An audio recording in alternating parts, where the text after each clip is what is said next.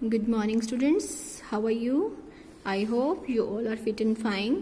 Yes, students, हमारा next chapter है पहलवान की ढोलक, जिसे लिखा है फणीश्वर नाथ रेणु ने। जो फणीश्वर नाथ रेणु है वो हिंदी साहित्य के आंचलिक कथाकार है। आंचलिक कथाकार मतलब उन्होंने अंचल से रिलेटेड कविताएं या रचनाएं लिखी हैं, मतलब ग्रामीण परिवेश से रिलेटेड। तो ये भी जो चैप्टर है ये भी वैसा ही है। अब हम चैप्टर रीड करते हैं। ये जो कहानी है पहले मैं इसके बारे में आपको बताती हूँ कुछ। जो पहलवान की ढोलक कहानी है वो एक लुट्टन नाम के पहलवान पर बेस्ड है और ये पूरी स्टोरी बैकग्राउंड में चलती है।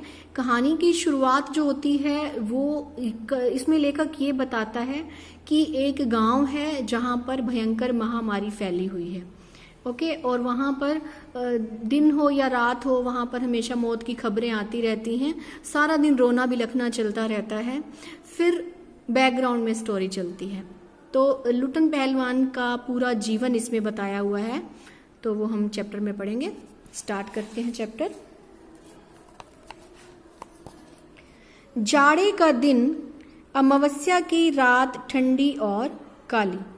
मलेरिया और हैजे से पीड़ित गांव भयार्त शिशु की तरह थर थर कांप रहा था। भयार्त मतलब यानी कि भय से व्याकुल। पुरानी और उजड़ी बांस फूस की झोपड़ियों में अंधकार और सन्नाटे का सम्मिलित साम्राज्य, यानी कि पुरानी और उजड़ी बांस फूस की झोपड़ियां थी और वहां पर अंधकार और सन्नाटा ही छाया हुआ था। अंधेरा और निस्तब्धता। अंधेरी रात चुपचाप आंसू बहा रही थी। निस्तब्धता करुण सिसकियों और आहों को बलपूर्वक अपने हृदय में ही दबाने की चेष्टा कर रही थी। मतलब वहां पर इतना बुरा हाल था उनका कि वहां पर सिसकियों की आवाजें आती रहती थी, क्योंकि एक तो अंधेरा होता था, दूसरी शांति होती थी, सन्नाटा होता था, तो वहां पर सिसकियों की आवाज भी साफ सुनाई देती थी। आकाश में तारे चमक रहे थे, पृथ्वी पर कहीं प्रकाश का नाम नहीं। आकाश से टूटकर यदि कोई भावुक तारा पृथ्वी पर जाना भी चाहता तो उसकी ज्योति और शक्ति रास्ते में ही शेष हो जाती थी, यानी समाप्त हो जाती थी। अन्य तारे उसको भावुकता और असफलता पर खिलखिलाकर हंस पड़ते थे। सितारों का क्रंदन और पेचक की डरावनी आवाज कभी कभी निस्तब्धता को अवश्य भंग कर देती थी, यानी सियारों के रोने की आवाजें आती थी। क्रंदन यानी रोना, और पेचक की डरावनी आवाज आती थी, तो वो जो निस्तब्धता थी उसको भंग कर देती थी, यानी जो शांति थी, सन्नाटा था, वो कभी कभी भंग हो जाता था। गांव की झोपड़ियों से कराहने और कै करने की आवाज, हरे राम हे भगवान की टेर अवश्य सुनाई पड़ती थी। बच्चे भी कभी कभी निर्बल कंठों से माँ माँ पुकार कर रो पड़ते थे, पर इससे रात्रि की निस्तब्धता में विशेष बाधा नहीं पड़ती थी। कुत्तों में परिस्थितियों को ताड़ने की एक विशेष बुद्धि होती है। वे दिन भर राख के घूरों पर गठरी को तरह सिकुड़कर मन मारकर पड़े रहते थे। संध्या या गंभीर रात्रि को सब मिलकर रोते थे। कहते हैं ना, जब दुख आता है तो कुत्ते भी रोते हैं। रात्रि अपनी भीषणताओं के साथ चलती रहती और उसकी सारी भीषणता को ताल ठोक कर ललकारती रहती थी। सिर्फ पहलवान की ढोलक, यानी उसकी भीषणता को सिर्फ कौन ललकार सकता था? पहलवान की ढोलक। संध्या से लेकर प्रातः काल तक एक ही गति में बजती रहती थी। चटदा गिरधा, यानी आजा भिड़ जा, आजा भिड़ जा। लोगों को ये लगता था कि जो पहलवान की ढोलक है उसमें से ये आवाजें निकलती हैं। बीच बीच में चटाक चटधा, यानी उठाकर पटक दे, यही आवाज मृत गांव में संजीवनी शक्ति भरती रहती थी।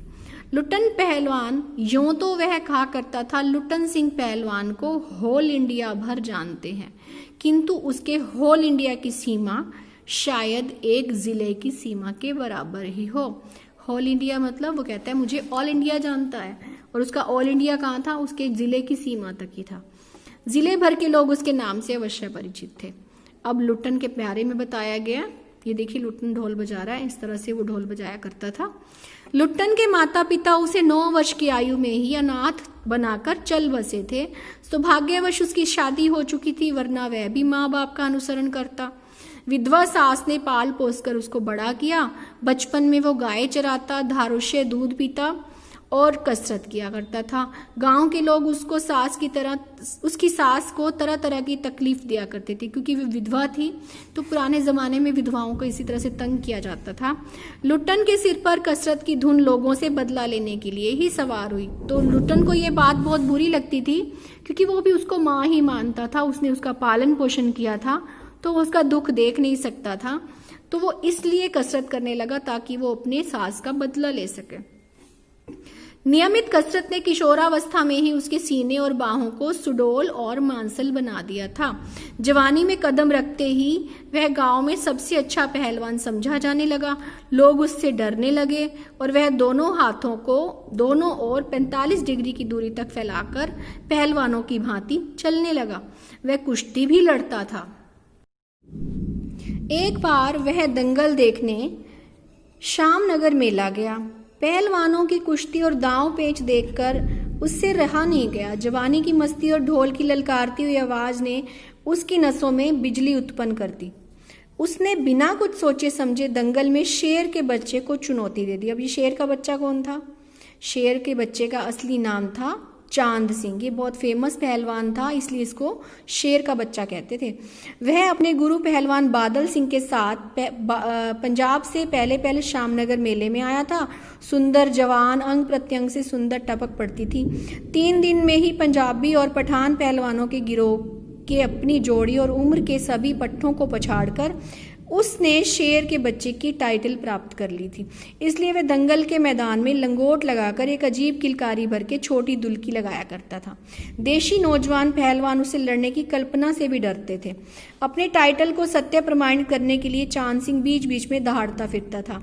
श्यामनगर के दंगल और शिकार प्रिय वृद्ध राजा साहब उसे दरबार में रखने की बातें कर ही रहे थे कि लुट्टन ने शेर के बच्चे को चुनौती दे दी। अब सब जो राजा थे वो सोच रहे थे कि इसको दरबारी पहलवान घोषित कर दिया जाए चांद सिंह को, लेकिन तब लुट्टन ने शेर के बच्चे को चुनौती दे दी।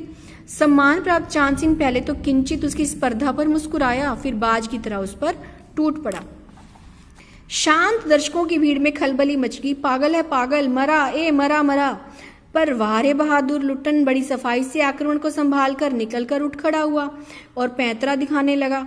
राजा साहब ने कुश्ती बंद करवा के लुट्टन को अपने पास बुलाया और समझाया। अंत में उसकी हिम्मत की प्रशंसा करते हुए 10 का नोट देकर कहने लगे, जाओ मेला देख कर आओ। नहीं सरकार, लड़ेंगे, हुक्म हो सरकार। लुट्टन नहीं माना, वो कहते नहीं मैं लड़ूंगा।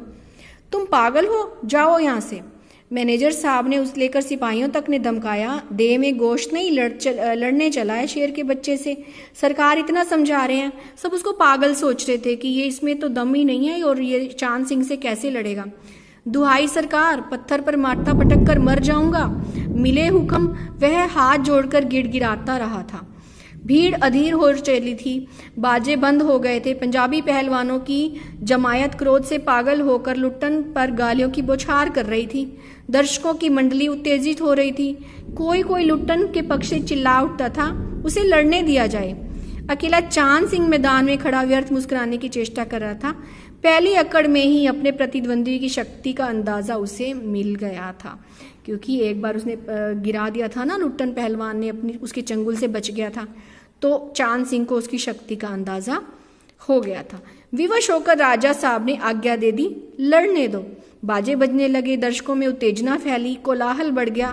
मेले के दुकानदार दुकानें बंद करके दौड़े। चांद सिंह की जोड़ी चांद की कुश्ती हो रही है। चटदा गिरदा बड़ी आवाज में से एक ढोल जो अब तक चुप था बोलने लगा। तभी ढोल की आवाजें आने लगी, ढाक ढीना ढाक ढीना ढाक ढीना, मतलब वहाँ रे पट्ठे वहाँ पट्ठे। तो आज हम इतना ही पढ़ेंगे। आगे के चैप्टर में हम जानेंगे कि लुट्टन पहलवान जीता या हारा और बाद में उसकी लाइफ में क्या क्या हुआ, उसका विवाह हुआ, उसके बच्चे हुए और वो महामारी कैसे फैली। तो ये हम बाद में पढ़ेंगे नेक्स्ट वीडियो में। Stay tuned for next video. Thanks for watching. Have a nice day.